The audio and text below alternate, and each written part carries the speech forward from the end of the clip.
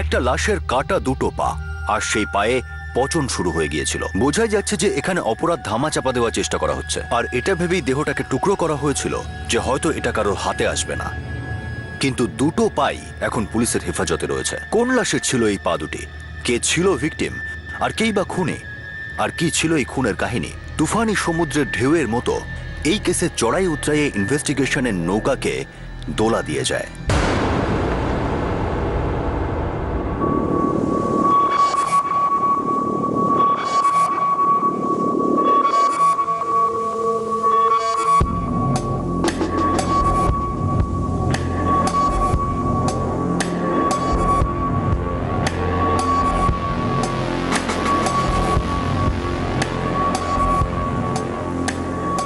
Body parts, পায়ের টুকরো মনে হচ্ছে কেউ খুন করে দেহটা টুকরো টুকরো করে ফেলেছে। স্যার, ভিটলস ইন্ডিয়ান নাইককে সার্চে পাঠিয়ে দিয়েছি, পুরো এরিয়া সার্চ করছে। স্যার, এখানে সমুদ্রের জল ঢুকে হাই টাইডের সময় হতে পারে এই টুকরোগুলো ওই সময় ভেসে এসেছে। জেলেদের সাথেও কথা বলেছি সমুদ্রের খোঁজ খবরের জন্য। সমুদ্রের জল খুব গভীর, বিশ্বাস।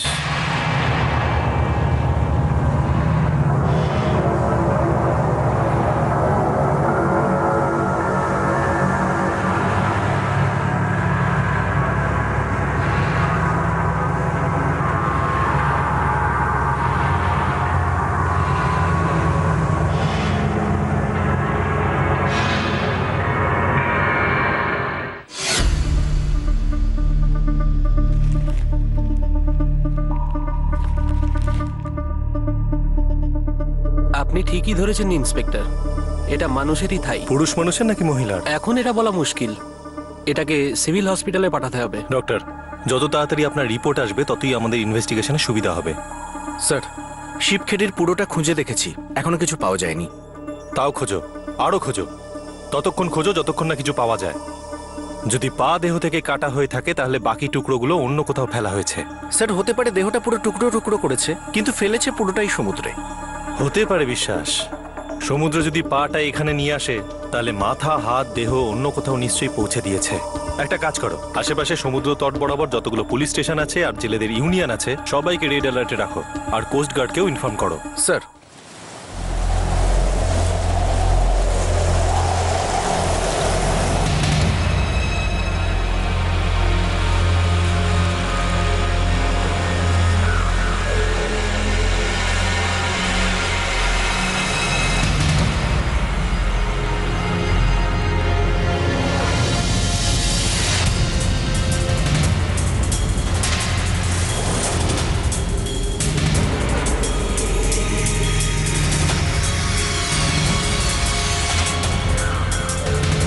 শিবখেরের খাড়িতে একটা লাশের দুটো পা পাওয়া গেছে। সমস্ত পুলিশ স্টেশনকে ইনফর্ম করা হচ্ছে যে তাদের এলাকাতে এই লাশের বাকি অংশ পাওয়ার সম্ভাবনা রয়েছে এবং সমস্ত সম্ভাব্য এরিয়াতে সার্চ পার্টি পাঠাতে অনুরোধ করা হচ্ছে।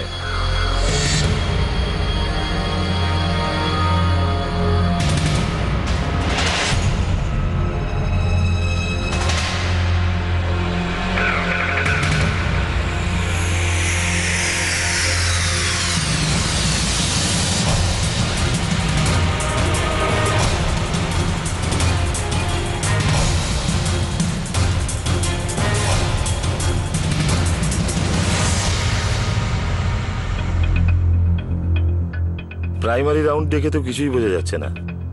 আমার তো মনে হয় না আমরা এখানে অ্যানালিসিস করতে পারবো। স্যার, তাহলে এটাকে স্টেট ফরেন্সিক ল্যাবে পাঠিয়ে দিই কমপ্লিট অ্যানালিসিস আর ডিএনএ স্যাম্পলের জন্য।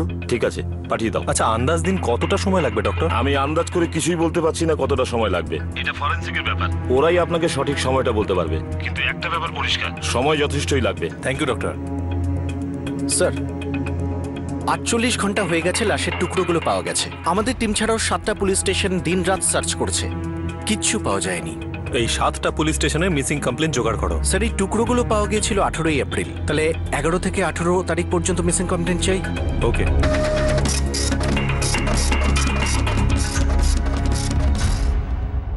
স্যার, 11 থেকে 18 তারিখের মধ্যে মিসিং কমপ্লেন্ট।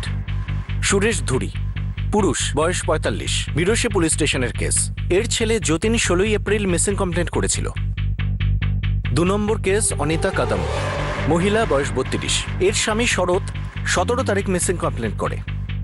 আর এই তৃতীয় কেস হচ্ছে উমেশ ভূঁইয়া, পুরুষ, বয়স 26। স্যার, এটা আমাদেরই পুলিশ স্টেশনের কেস।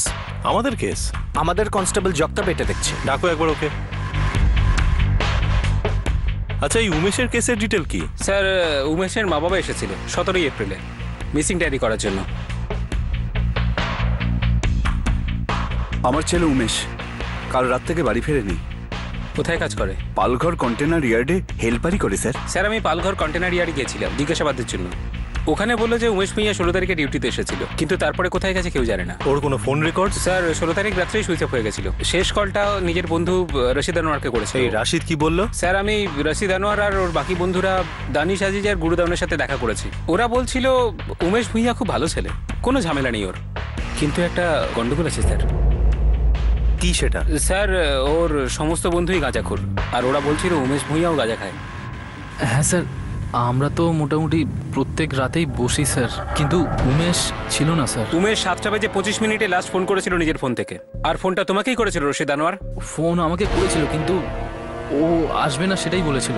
দানিশ বল না। হ্যাঁ স্যার, আমরা তো ভেবেছিলাম ও ও কোনো কাজে আটকে পড়েছে। কোনো ঝগড়া হয়েছিল নাকি তোমাদের মধ্যে? আমরা সব ছোটবেলাকার বন্ধু, ছোটখাটো ঝামেলা তো চলতেই থাকে। আমাদের খুব ভালো জমে স্যার। হ্যাঁ স্যার, আমরা বন্ধু স্যার। একদম হ্যাঁ খুব স্যার, ভালো সম্পর্ক। আমরা বন্ধু স্যার। স্যার, আমি 3 জনেরই স্টেটমেন্ট চেক করেছি, কোনো গন্ডগোল নেই। সেটা 16 তারিখের রাতের কথা, আর আজকে 21 এপ্রিল। খোঁজ নাও, এই উমেশ বাড়ি ফিরে আসেনি তো? ঠিক আছে স্যার।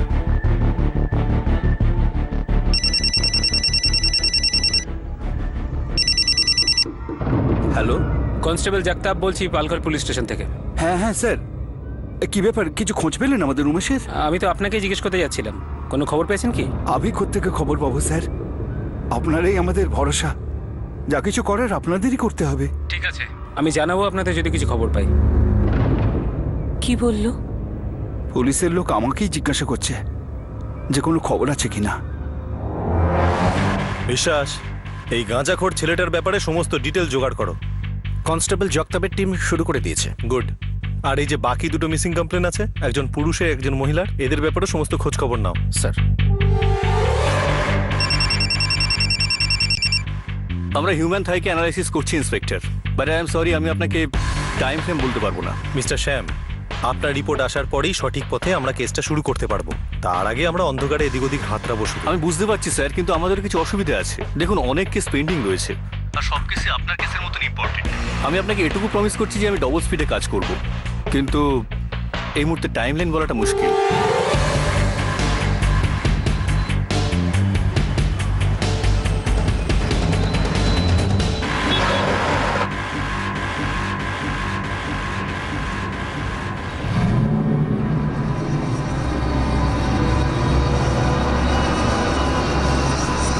শরৎ কদম, হ্যাঁ আমি স্যার। তুমি তোমার স্ত্রী অনিতার মিসিং কমপ্লেন্ট করেছিলে। আমি আর ওকে ফিরে পেতে চাই না। আমি শুধু এটা জানতে চাই যে ও কার সঙ্গে পালিয়ে গেছে, কোথায় গেছে, কেন গেছে, জানি না স্যার আমি। স্যার, ওরও তো কষ্ট পাওয়া উচিত। বাড়িতে আর কেউ আছে? নিজের গোয়ালের গরুই যদি দুষ্টু হয়, তাহলে অন্যকে কি বলবো স্যার? আমার ছেলে তো নেশায় বুঁদ ছিল, কিন্তু আমার বৌমার দম আটকে আসছিল। চলে গেছে ওকে ছেড়ে। কিছু তো বলে গেছে আপনাকে? কিচ্ছু না, শুধু ব্যাগ নিয়েছিল আর বলেছিল বাজার করতে যাচ্ছি আমি। সেই যে গেল, আর ফেরেনি।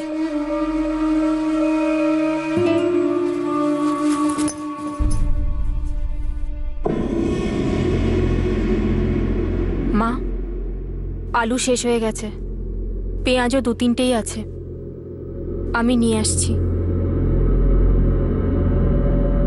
কি করবে বেচারি? না সন্তান সুখ, না স্বামীর ভালোবাসা, সংসারই ছিল না এটা। কি করে থাকতো ওর সঙ্গে? সব দোষ আমার ছেলে শরতের। হ্যাঁ, বাপের বাড়ি যায়নি তো? না, ফোন করে জিজ্ঞেস করেছিলাম আমার বিয়ানকে, ওনারও অবস্থা খুবই খারাপ।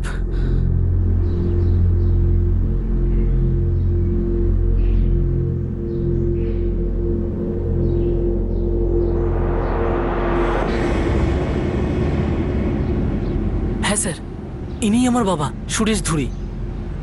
আমি কমপ্লেন করেছিলাম মিরসি পুলিশ স্টেশনে। কবে থেকে নিখোঁজ? 16 এপ্রিল থেকে। কোনো দুশ্চিন্তা ছিল? স্যার, আমরা গরিব মানুষ, দুশ্চিন্তা তো ছায়ার মতো আমাদের পিছনে লেগেই রয়েছে। খেতে একটুও ফসল হয়নি তো সব দোষ আমার। কলুর বলদের থেকেও আমি বেশি পরিশ্রম করি। আরে জমি বিষাক্ত হয়েছে, একটুও বৃষ্টি হয়নি তো আমি কি করব? কারোর কোনো চিন্তা আছে? নেই, সব আমার উপরেই চোটপাট করে, আমার গলা টিপে ধরে। আর তোমরাও।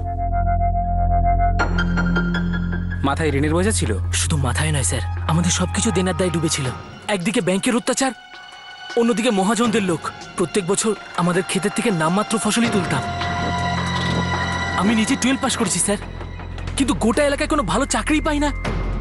সবারই সবসময় মাথা গরম থাকে। এর আগে কোনোদিন এরকম না বলে চলে গেছেন? না স্যার, সেদিন তো উনি খেতেও যাননি। জানি না কোথায় চলে গেছেন স্যার। স্যার, অনিতা কদম ওর মাতাল স্বামীর জন্য বাড়ি ছেড়ে চলে গেছে, এমনটাই শাশুড়ির বক্তব্য। ওর মা নিজের ছেলেকে বাঁচানোর চেষ্টা করছে না তো? মনে হয় না স্যার, এত নেশা করেও কাউকে মারার মতো অবস্থায় থাকে না। আর লাশ টুকরো করাটা তো ইম্পসিবল। সুরেশ ধুরিও নিজের এলাকার বাকি কৃষকদের মতোই ঋণে ডুবেছিল। মহাজনদের চাপে পড়ে সুইসাইড করে নেয়নি তো? স্যার, আমি মহাজন আর ব্যাংকের রিকভারি এজেন্টের সাথে কথা বলেছি, এরকম প্রেশার ওরা দেয়নি ওকে। আর সুইসাইড করেও নিলে এই পাটা মনে হয় ওর নয়, কারণ আমরা একটা মার্ডার কেস সলভ করতে বসেছি। স্যার, ফরেনসিক রিপোর্ট এখনো আসেনি।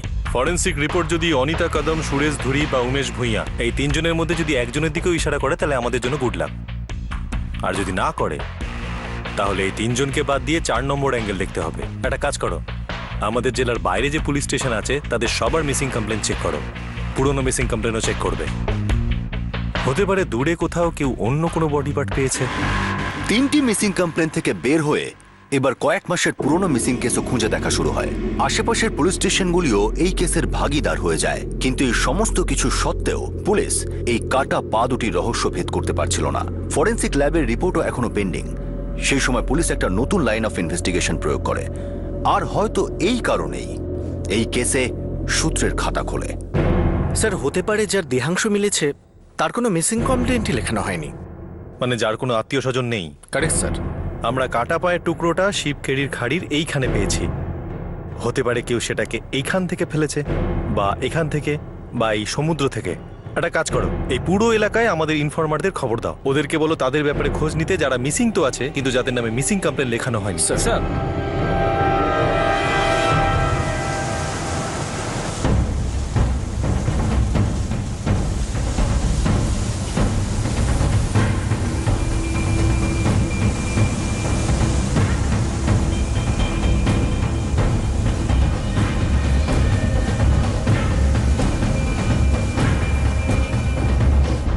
স্যার, আপনি একদম ঠিকঠাক আন্দাজ করেছিলেন। আমাদের গ্রামের পাশের গ্রামেই একটা মেয়ে আছে, বিবাহিত মহিলা স্যার, মীনাক্ষী লোখান্ডে। স্যার, ও তো মিসিং, কিন্তু ওর হাজবেন্ড এ ব্যাপারে কোনো কমপ্লেন করেনি। স্বামীর নাম কি? ওর নাম হলো নীলেশ লোখান্ডে। এখানে একটা ছোট ফ্যাক্টরি আছে, ওখানে কাজ করে। আর এই মীনাক্ষী লোখান্ডে কবে থেকে মিসিং? এই গ্রামবাসীরা বলছিল যে ধরুন ওই 3 মাস মতো মিসিং। 3 মাস? হ্যাঁ স্যার। আর নীলেশ তো খুব ভালোভাবেই আছে দেখছি, কোনো কমপ্লেন নেই, কোনো টেনশন নেই, একদম বিন্দাস বলা যায় স্যার।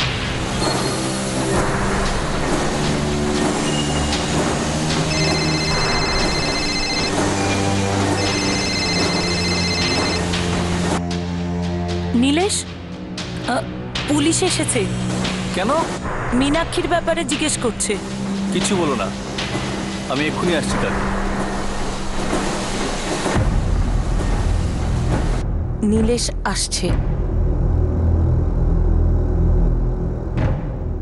আচ্ছা, তোমার মা কোথায়?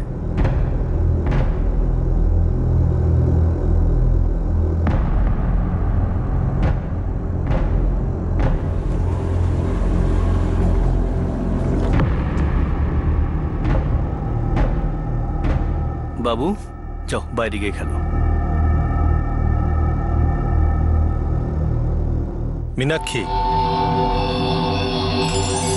মীনাক্ষী 3 মাস ধরে নিখোঁজ, কিন্তু তুমি তাকে খুঁজছো না। তার মানে তুমি জানো সে কোথায় আছে? না স্যার, আমি কিচ্ছু জানি না। আমি এই কারণে খুঁজছি না কারণ আমাদের সম্পর্ক অনেক আগেই শেষ হয়ে গেছে। এখন ওকে খোঁজার কোনো অর্থ হয় না। আমি বাচ্চাদের নিয়ে খুশি। ও তোমার কাছে অখুশি ছিল? আমি খুশি ছিলাম না স্যার। লজ্জায় আমার মাথা হিট হয়ে যেত স্যার। এত কি লজ্জাজনক কাজ করতো তোমার স্ত্রী? নেশায় পড়ে গেছিল। কিসের নেশা? আমার স্ত্রীর পুরুষ মানুষের নেশা ছিল। প্রত্যেক সপ্তাহে নতুন একজন। আমাকে যেন ভালোই লাগতো না ওর। নাম জেনে কি করবে? কিছু করবে? সত্যি কিছু করবে? দিগম্বর নাম না ওর। বা বেশ ভালো, নামটা তো জানো। তাহলে এটাও জেনে নিয়েছো যে ওর মধ্যে কি আছে যা তোমার মধ্যে নেই? কি করি না আমি তোমার জন্য? ভালো রোজগার করি, সমস্ত টাকা তোমার হাতে তুলে দিই। দুটো মিষ্টি বাচ্চা আছে আমাদের, আর তাদের ছেড়ে দিয়ে তুমি পরপুরুষের সাথে ঘুরে বেড়াও, আর জানি না আরো কি কি করো। এটাই তো খারাপ লাগে না, যে তুমি জানো না যে কি কি করি বা কেমন করে করতে হয়। মীনাক্ষী, কি চাও তুমি? দুটো বাচ্চা আর হাতে মাইনে দিয়ে দিলেই সব মেয়ের ইচ্ছে পূর্ণ হয় না। সত্যিকারের মহিলা না সত্যিকারের পুরুষই চায়, যে তার ইচ্ছেগুলো মেটাতে পারে। আর এর থেকে বেশি তোমাকে কি কি বলতে হবে? মানে তোর হিসেব মতো আমি পুরুষ মানুষ নই? দিগম্বর আসল পুরুষ? হ্যাঁ,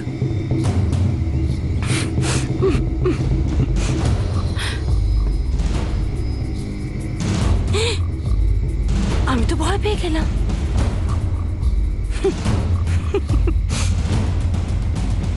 ও আমাকে সরাসরি বলতো নপুংসক। খুশি করতে পারো না তুমি আমাকে? এরকম মহিলার সাথে আর কি করা যায়? তা বলে তাকে মেরে ফেলবে? আমার দুটো ছোট বাচ্চা আছে স্যার। আমি তো প্রথম থেকে বাবার সঙ্গে সঙ্গে মার স্নেহ দিয়ে এসেছি। এখন তো সবই করতে হয় আমাকে। মীনাক্ষী কোথায় গেছে? গ্রামে একটা প্রেমিক থাকলে তো বলতাম। এই দিগম্বরকে? দিগম্বর মানের নাম ভীষণভাবে জড়িয়ে গিয়েছিল মীনাক্ষীর সাথে। কোথায় থাকে? মীনাক্ষীর বাপের বাড়ি গিয়ে জিজ্ঞেস করুন।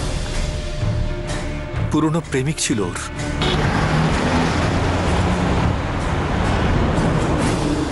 স্যার, এই নীলেশকে তো সিধে সাদা মনে হচ্ছে, কিন্তু বিশ্বাস কোথাও তো এটা লেখা নেই যে সাদাসিধা মানুষ কখনো মিথ্যে বলবে না, মার্ডার করবে না।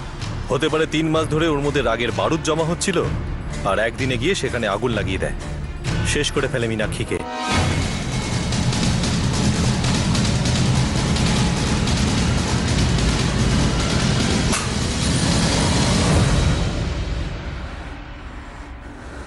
মীনাক্ষী লোখান্ডে কোথায় ছিলেন? ওই কাটা দুটি পা কি মীনাক্ষীর ছিল? কিন্তু মীনাক্ষী তো তার স্বামী নীলেশের ঘর 3 মাস আগেই ছেড়ে চলে যায়। পুলিশ এখন সম্পূর্ণ শক্তি দিয়ে মীনাক্ষীকে খুঁজে বার করার চেষ্টা করছে।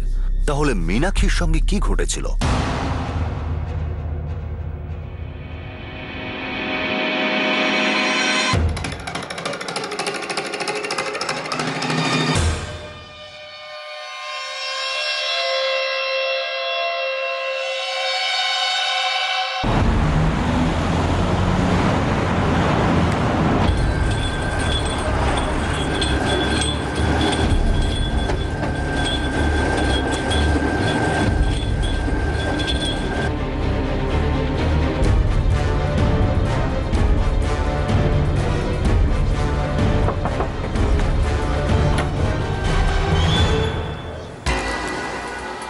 আগে মীনাক্ষীর বাপের বাড়ি এটাই?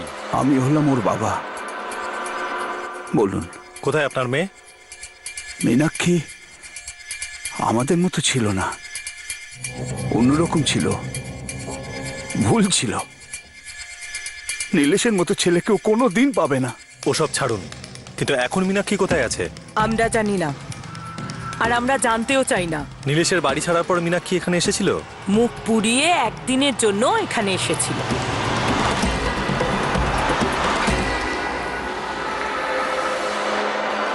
মীনাক্ষী খুব ভালো মানুষ নীলেশ, তোর সব দোষ ত্রুটিও ক্ষমা করে দেবে। ফিরে যা ওর কাছে। আরে মা, এরম ভালো মানুষকে নিয়ে আমি করবোটা কি, যে আমার ছোট ছোট ইচ্ছেগুলো পূর্ণ করতে পারে না? আরে নিকুচি করেছে তোর ইচ্ছের। যেসব ইচ্ছের সাথে তোর স্বামীর সম্পর্ক নেই, না তো তোর বাচ্চাদের। ওর কথা তো একটু ভাব, অন্তত তোর বাচ্চাদের কথাটা ভাব। আমার সারা জীবন ধরে যা যা ভাবার ছিল না, আমি গত কদিনে ভেবে নিয়েছি। ব্যাস, এবার আমি ভেবেছি আমার যা ইচ্ছে আমি তাই করব, কারোর কথা শুনবো না, আর কারুর মতে চলবো না। একদিনের জন্য এসেছিলাম এখানে, এত ভালোবাসা পেলাম না তোমাদের থেকে যে সারা জীবনেও আমার আর এখানে আসতে ইচ্ছে করবে না। মীনাক্ষী, কোথায় গেছে ও ব্যাগ নিয়ে? ওকেই জিজ্ঞাসা করুন। ওই দিগম্বর মানে কে? কোথায় থাকে দিগম্বর? কাছেই, দেউড়ে। স্যার, দিগম্বরের বাড়ি পাওয়া গেছে। একজন কনস্টেবল ওখানে আছে। ও বলছে বাড়িতে তালা লাগানো, বহুদিন ধরেই তালা লাগানো।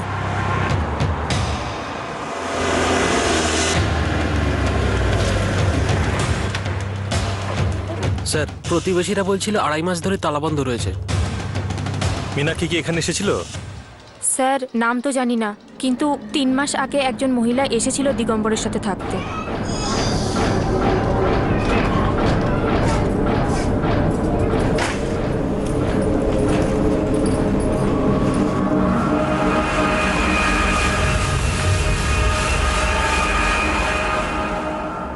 হ্যাঁ স্যার, এই মেয়েটি। কিন্তু এ তো অন্য কারোর বউ। কোথায় গেছে এরা দুজন, মীনাক্ষী আর দিগম্বর? আমি কি করে জানবো স্যার? আমি তো শুধু এটুকু বলতে পারি যে দিগম্বর এই পাশেরই একটা ফ্যাক্টরিতে কাজ করত।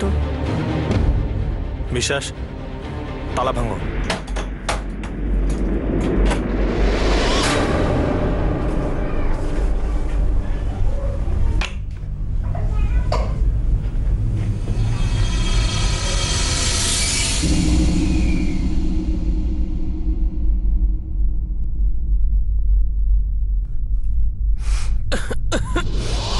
এখানে কিছু জ্বালানো হয়েছে, এখানে কিছু রান্না হচ্ছিল। বিশ্বাস, একটা গন্ডগোল তো হয়েছে।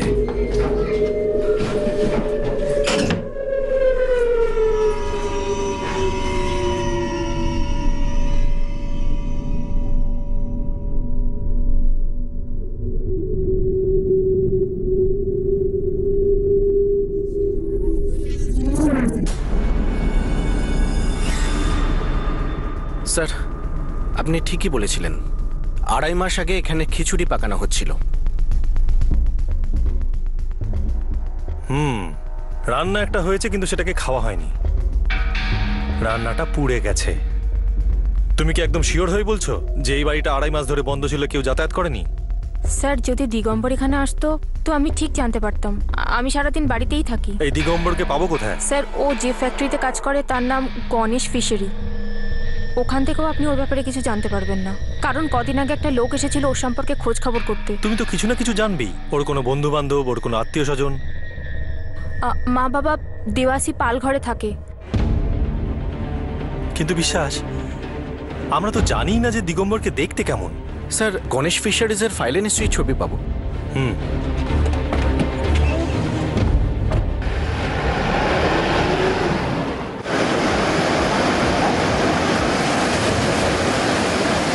তার মানে দিগম্বর মশাইকে দেখতে এই রকম। স্যার, একটা জিনিস মাথায় ঢুকছে না। 2.5 মাস আগে থেকে দিগম্বর আর মীনাক্ষী বেপাত্তা, আর দুজনে এখনো বেপাত্তা। বিশ্বাস, আমার মনে হয় আমরা একটা না দুটো মার্ডার কেস সলভ করব। স্যার, আপনার মনে হয় নীলেশ? হ্যাঁ, হওয়াটা অসম্ভব নয়। নীলেশ এই দুজনেরই মার্ডার করেছে আর বডিটা কেটে আলাদা আলাদা জায়গায় ফেলে দিয়েছে। অনেকগুলি মিসিং কমপ্লেন ফলো আপ করার পর তারা একজন মহিলাকে খুঁজছিলেন যার নাম মীনাক্ষী লোখান্ডে, আর যার ঠিকানা রহস্যময় ছিল।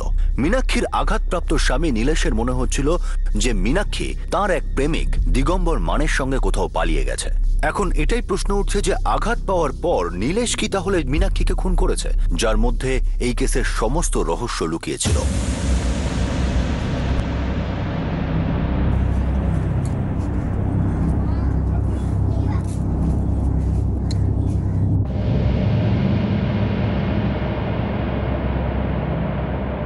এটা কি দিগম্বরের বাড়ি? হ্যাঁ স্যার, আমি দিগম্বরের মা। এই মহিলাটাকে চেনেন আপনি? না স্যার, ব্যাপারটা কি? দিগম্বর এসেছিল এখানে প্রায় 2.5 মাস আগে দিগম্বর এখানে এসেছে। বললো ওখানে ওয়ানগাঁওতে আর কাজ করবে না, এখানেই থাকবে, এখানেই কাজ করবে। ও এখন এখানেই আছে? হ্যাঁ।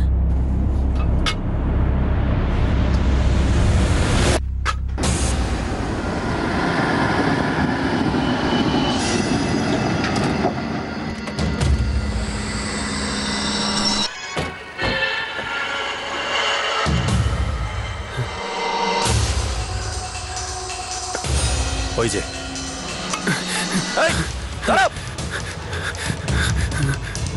এই দিগম্বর,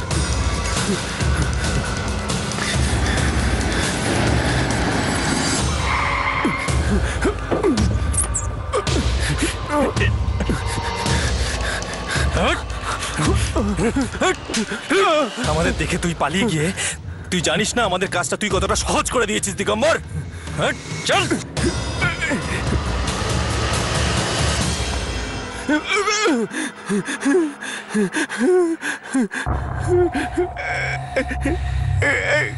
স্যার, আমি সত্যি জানি না যে মীনাক্ষী কোথায়।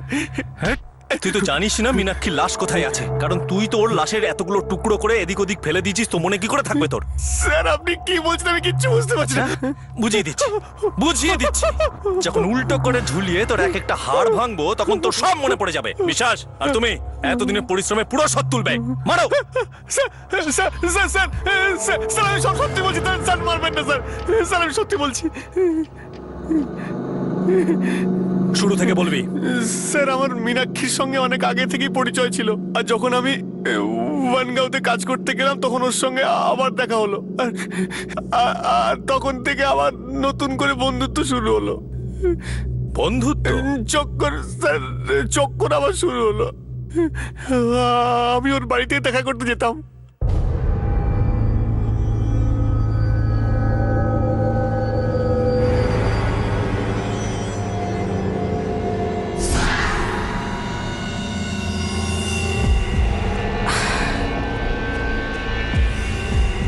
দিগম্বর, চলো না কোথাও পালিয়ে যাই।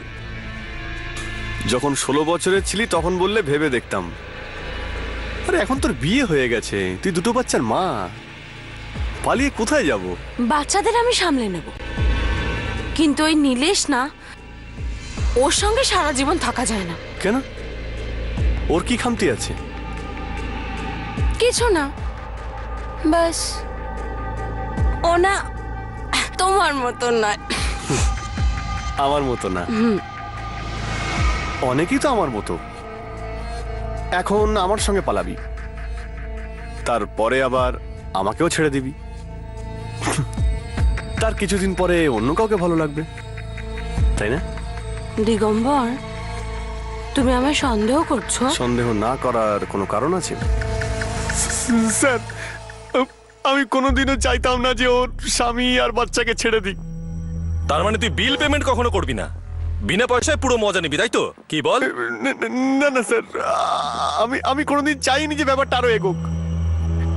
3 মাস আগে ও আমাকে কিছু না বলেই আমার বাড়িতে চলে আসে।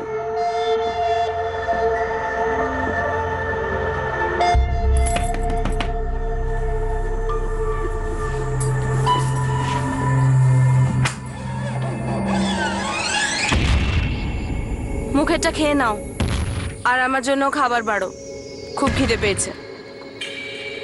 ওর খিদে ভয়ঙ্কর ছিল স্যার, কোনোদিন পেট ভরতই না। ও যখন বনগাঁওতে নীলেশের সঙ্গে ছিল তখনও অন্য পুরুষদের সঙ্গে সম্পর্ক রাখতো স্যার, আর যখন আমার কাছে এলো তখনও এখানে ওই সব শুরু করে দিল। পুরুষ মানুষ দেখলেই হলো। আমি ওকে কতবার বুঝিয়েছিলাম যে বাচ্চাদের কাছে ফিরে যা, তুই ফিরে যা, ও মানেনি স্যার।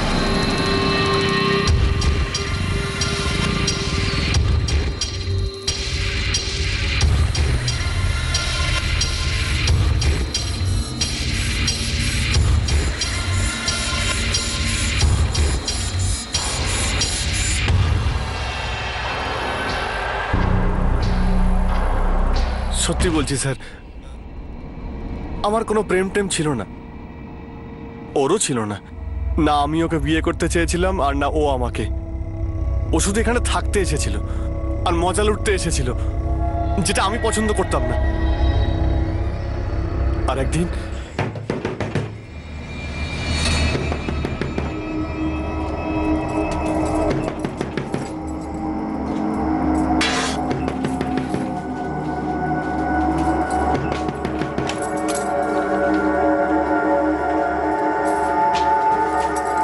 মীনাক্ষী, আজকে রাতে তুই তোর জিনিসপত্র গুছিয়ে রাখবি, কাল সকাল হতে আমি তোকে তোর বাড়িতে পৌঁছে দেব। কেন? কেন? কারণ আমি তোকে এখানে আর সহ্য করতে পারছি না এই জন্য। কিন্তু কেন? কি তুই কেন কেন বলছিস? তুই তো জানিস আমি তোকে বিয়ে করতে পারবো না। পাল্টে মারছ? আমি আমার বাড়ি, আমার বাচ্চা সবকিছু ছেড়ে দিলাম। কেন? কারণ তুমি বলেছিলে যে আমায় বিয়ে করবে। শলি মিথ্যেবাদী! তোকে আমি কখন বলেছিলাম যে আমি তোকে বিয়ে করব? সব কথা কি বলবে আর তারপর আমি বুঝবো না কি দিগম্বর? তুমি আমাকে নিজের ভালোবাসার দিব্যি দিলে, আমার সঙ্গে প্রেমের সম্পর্ক বানালে, আর আমি আমার ঘর ছেড়ে দিলাম, বাচ্চা ছেড়ে দিলাম, আমার বরকেও ছেড়ে দিলাম। এর মানে তো এটাই ধরা হয় না দিগম্বর যে তুমি আমায় বিয়ে করবে। ভালোবাসা, বিয়ে, এই সব না তোর মুখ থেকে একদম শুনতে ভালো লাগে না। তুই শুধু তোর শরীরের আনন্দ চাস। বিবাহিত হওয়া সত্ত্বেও তুই অন্য পুরুষদের সঙ্গে সম্পর্ক রাখিস, আর সেই নোংরামি তুই এখানেও শুরু করেছিস। আমি সব জানি, বুঝেছিস? বিয়ে করে নাও আমার সঙ্গে দিগম্বর, সব বন্ধ হয়ে যাবে। বলো না কবে করবে আমার বিয়ে? এরপর কোনোদিন যদি আমার গায়ে হাত তোলো না, তারপর সারা জীবন ভুলবে না আমায়। সোজা যাবো পুলিশ স্টেশন আর রিপোর্ট লেখাবো যে তুমি আমাকে প্রেমের জালে ফাঁসিয়েছো। তারপর দেখবে পুলিশও আমার কথাতেই বিশ্বাস করবে। যখন টাইট খেয়ে যাবে না, তখন আমার কাছে এসে ভিক্ষে চাইবে বিয়ে করার জন্য। বুঝেছো?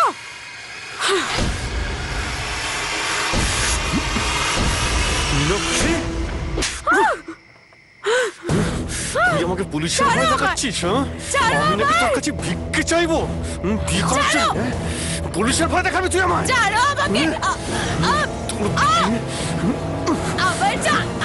শলি,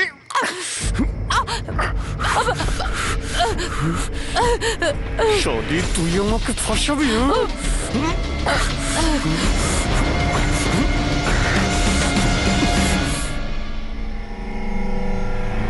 আমার ওর সঙ্গে দম বন্ধ হয়ে আসছিল স্যার। রগের মাথায় আমি কি করেছিলাম আমার কিচ্ছু মাথায় ছিল না। বেশ করে ফেলেছিলাম।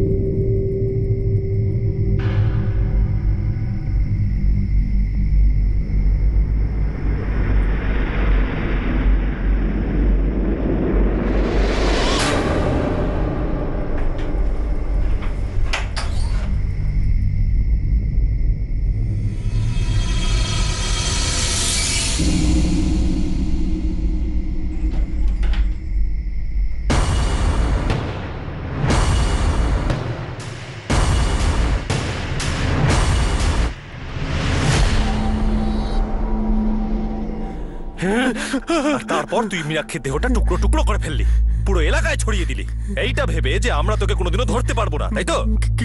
কি বলছেন স্যার? আরে নাটক করিস না, তোকে কিন্তু উল্টো লটকে দেবো বলে দিলাম। লাশের টুকরো টুকরো করে ফেলেছিলাম। কি বলছেন স্যার? আমি কিছুই বুঝতে পারছি না। তুই মীনাক্ষীর লাশটাকে গায়েব করিসনি? করেছিলাম, কিন্তু স্যার আমি কোথাও অস্বীকার করছি স্যার। কিন্তু আমি মীনাক্ষীর একটা আঙুলও কাটেনি স্যার, সত্যি কথা বলছি একদম।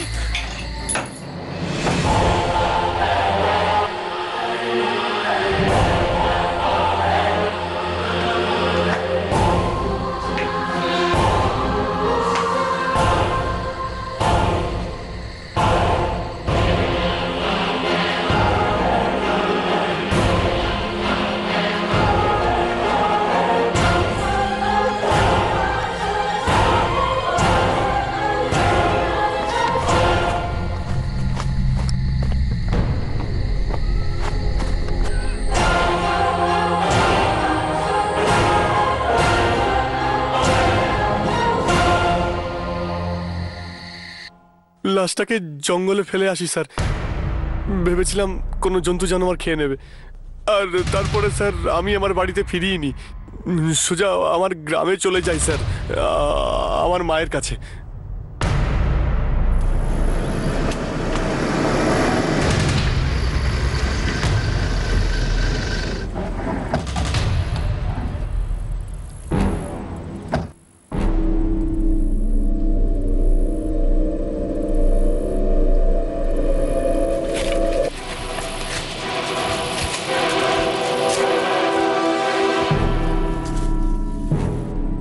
স্যার আমি লাশটাকে এখান থেকে নিচে ফেলে দিই।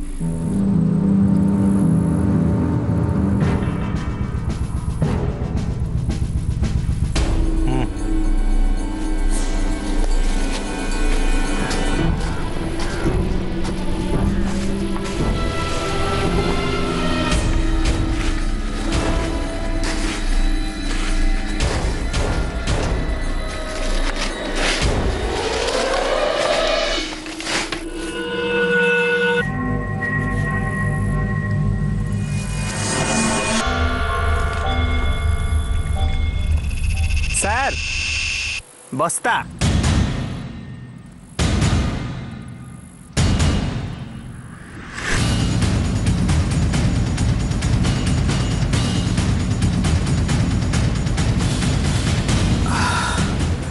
স্যার মেয়ের বডি খুব খারাপ অবস্থা, বডি পার্টসও মিসিং।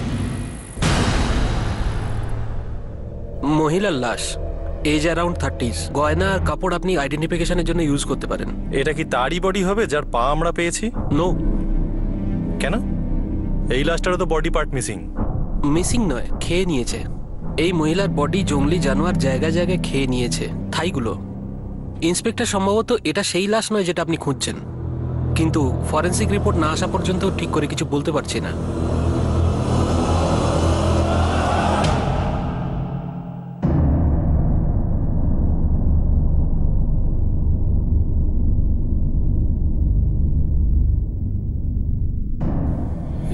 এটা মীনাক্ষীর শাড়ি। এই গয়নাটা বিয়ের সময় গড়িয়েছিলাম।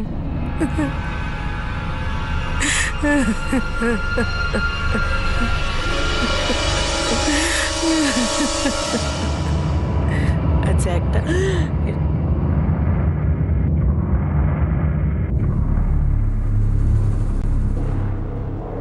বিশ্বাস, ফরেন্সিক ল্যাবের সাথে কনস্ট্যান্ট ফলো আপ করো। আমাদের প্রোগ্রেস ওদের বলো, একটু চাপ দাও ওদের। স্যার এর মধ্যে 3 বার ফোন করেছি। দিগম্বর যদি 2.5 মাস আগে খুনটা করতো তাহলে বডি পচে যাওয়া স্বাভাবিক, কিন্তু যে বডি পার্ট পেয়েছি সেটা অতটা পচে যায়। স্যার একটা খবর আছে স্যার। কি খবর বলো? অনিতা কদমা, সুরেশ ধুরি ওরা বাড়ি ফিরে এসেছে।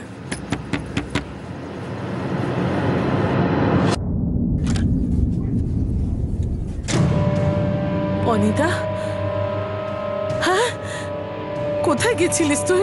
হ্যাঁ আয় রে মা আয়।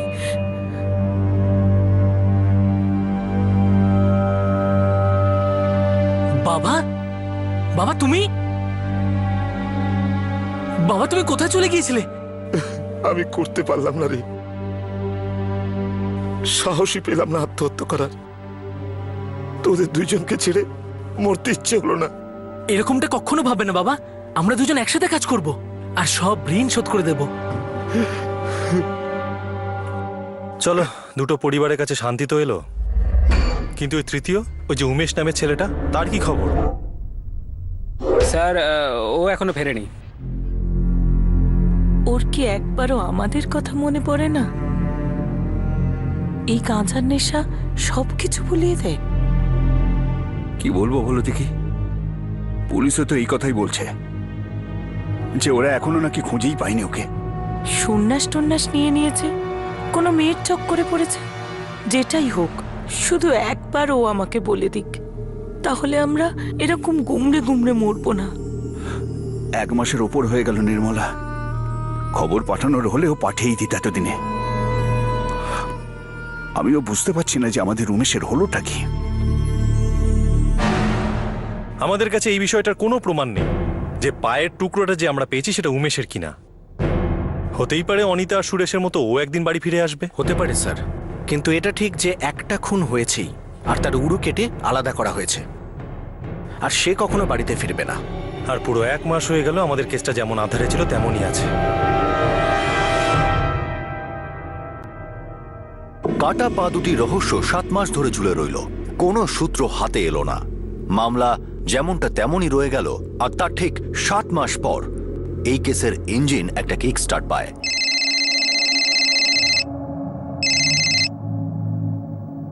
বলুন ডাক্তারবাবু। অফিসার, ওই হিউম্যান থাইর অ্যানালাইসিস হয়ে গেছে। কি রিপোর্ট পেয়েছেন ডক্টর? আমরা একটা ডিএনএ স্ট্রাকচারকে আইসোলেট করে প্রিজার্ভ করেছি। এটা থেকে আমরা জানতে পেরেছি এই বডি পার্টস এই থাই কোনো 25 থেকে 28 বছরের লোকের। ডাক্তারবাবু, আপনাদের এই ফাইন্ডিং কতটা অ্যাকিউরেট? ওয়েল অফিসার, আমরা এতটা টাইম নিয়েছিলাম কারণ আপনাকে যাতে নির্ভুল রিপোর্ট দিতে পারি, কিন্তু 1% মার্জিনাল এরর থেকেই যায়। সো 99%। থ্যাঙ্কস।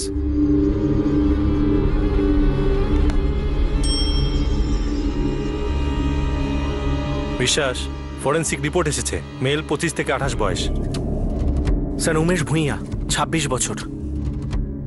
হতেই পারে উমেশকে খুন করা হয়েছে আর পা দুটো কেটে আলাদা করা হয়েছে। স্যার উমেশ ভূঁইয়া এখনো ফেরেনি, আর ওর ব্যাপারে কোনো খবরও পাওয়া যাচ্ছে না। ওই বডি পার্টস থেকে ডিএনএ প্রিজার্ভ করা হয়েছে। উমেশের বাবা মার সাথে ম্যাচ করে একবার দেখাই যাক।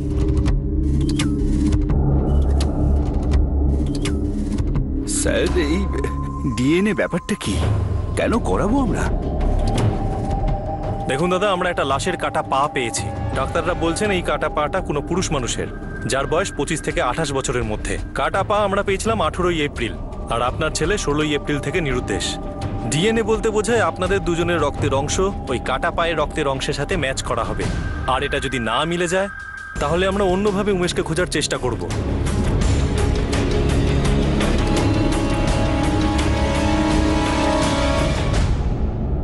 এই দুটি কাটা পায়ের কেস কি কখনো ব্লাইন্ড কেসের অন্ধ কালকুঠরি থেকে বেরিয়ে আদৌ আলোর মুখ দেখতে পারবে নাকি নয়? এই কেসে উমেশ ভূঁইয়ার মিসিং কমপ্লেনের উপর ভিত্তি করে ইনভেস্টিগেশন তো হয়েছিল, আর ডিএনএ প্রিজার্ভেশনের পর এটাও বোঝা যাচ্ছিল যে এই বডি পার্ট উমেশেরই হতে পারে। কিন্তু দিল্লি এখনো অনেক দূরে। এই কেসে এখনো এমন অনেক জটিল মোড় আর টুইস্ট আছে। সবার আগে এটা প্রমাণ করার দরকার ছিল যে এই কাটা পা দুটি আসলে কার ছিল। সেই সঙ্গেই এটাও জানার দরকার ছিল যে কি এমন পরিস্থিতিতে এত ভয়ঙ্কর খুন হলো।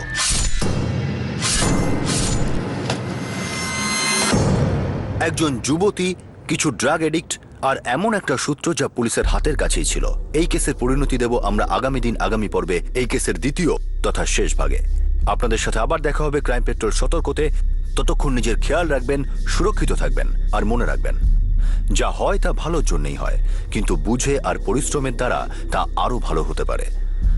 সঠিক সময়, সঠিক পদক্ষেপ, সতর্ক থাকুন। জয় হিন্দ।